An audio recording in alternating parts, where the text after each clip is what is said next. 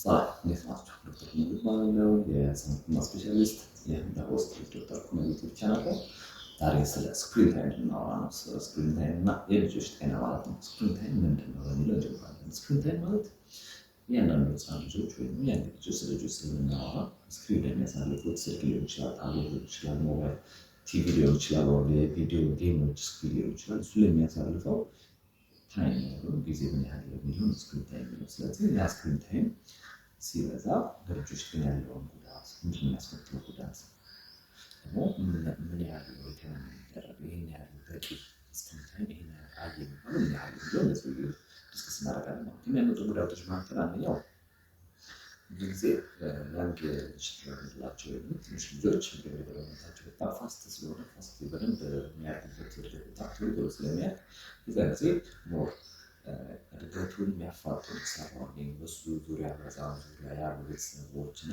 ሰዎች ናቸው። ስለዚህ ያ ኢንተራክሽን ነው ብሬን ዴቨሎፕመንትን በደንብ እንዲያድግ የሚያደርገው ማለት ነው።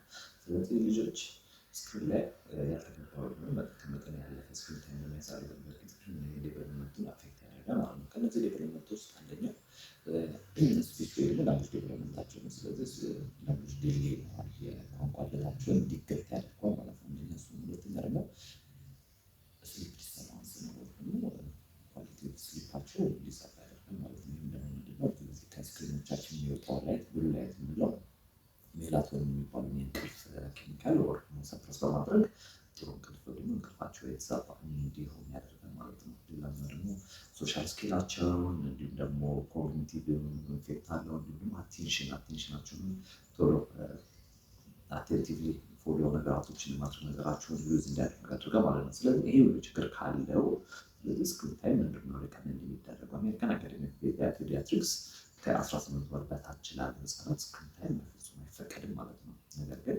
አንዳንዴ ቤተሰቦች ሩቅ ቦታ ሲሆኑ ውጭ ላሉ እና ሲሆን ቪዲዮ ኮሊንግ ሲሆን ጊዜ ኢንተራክሽን ስለሚኖረው እሱን እንደ ስክሪን ታይም አናየውም ወይም ደግሞ እሱን ሊሚት አናደርግም።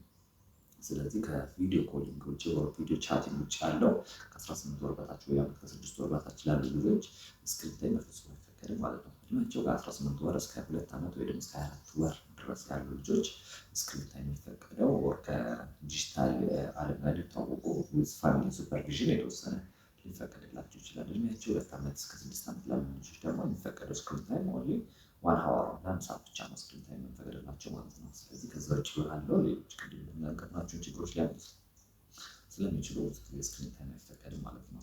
እንዲሁም ደግሞ ከ6 ዓመት በላይ ደግሞ ከሆኑ ኮንስታንትሊ ሊሚት እያደረግን ፎሎ ማድረግ አለብን ማለት ነው። ስለዚህ የሁሉ ችግሮች ስለሚያመጡ ስክሪንን በዚህ ሁኔታ መጠቀም አለብን ማለት ነው። ኢንከረንት ዲጂታል ወርልድ ላይ ስክሪን ታይም ኤቭሪዌር ሁላችንም ቤት ላይ ያለ ነገር ስለሆነ ሁሌ ጉዳት አለው ማለት ሲሆን ጥቅምም አለው። ስለዚህ ቅድም በሊሚት ወር ደግሞ ይሄን ያህል ሰዓት ይጠቀሙ ስንል የሚያዩት ነገር ወሳኝ ነው ማለት ነው። ስለዚህ ስክሪን ታይም ጉዳቶቹን ውስጥ አፌክት የሚያደርጉት ውስጥ በጣም ሶስቱ አፌክት ሊያደርጉ ከሚችሉ ሪዝኖች ውስጥ ሶስት ናቸው። አንደኛው ምን ያህል ይቆያሉ ስክሪን ላይ የሚለውን አንድ፣ ሁለተኛ ደግሞ እድሜያቸው ምን ያህል ነው አፕሮፕሪየት ነው ስክሪን ታይም ሪከመንድ ለማድረግ፣ ሶስተኛ ደግሞ ታይፕ ኦፍ ኮንተንት ነው ኮንተንቱ ምን አይነት ነው የሚለውን ማየት አለብን ማለት ነው። ለምሳሌ አሁን ለምናያቸው ቲክቶክ ፋስት በጣም ስክሮል ያደረግን ሁሌ ኢነርጀቲክ የሆነ ቪዲዮ ስላለ ብሬናችን አዳፕት ያደርጋል ለህፃናቶቹ። ስለዚህ ሌላው ላይፍ ሪል ላይፍ ያለው ቦሪንግ እንዲሆን ያደርጋል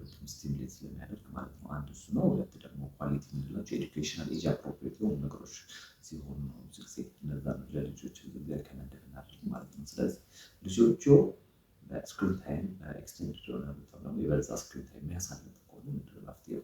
ሶስት ሩል አለ። ሩል ኦፍ ስሪ እንለዋለን። አንደኛው ዊኬንድ ቱ ሃወር ነው። ስለዚህ ከሰኞ እስከ ዓርብ ባሉ ቀናት ውስጥ ምንም አይነት ስክሪን እንዳያዩ፣ ዊኬንድ ላይ ደግሞ ሊሚት አድርገናቸው ለሁለት ሰዓታት ብቻ እንዲጠቀሙ እናደርጋለን ማለት ነው። ሁለተኛው ደግሞ ሪከመንድ የምናደርጋቸው ከእንቅልፋቸው በፊት 1 ሰዓት ወይ 2 ሰዓት በፊት ከእንቅልፍ በፊት እና ቤድሩም ውስጥ እንዳይጠቀሙ ማድረግ ነው። እንደገና ደግሞ ሚል ታይም በሚመገቡበት ሰዓት ስክሪን እንዳይጠቀሙ ማድረግ ማለት ነው። ሶስተኛው 10 ሚኒት ሩል ይባላል።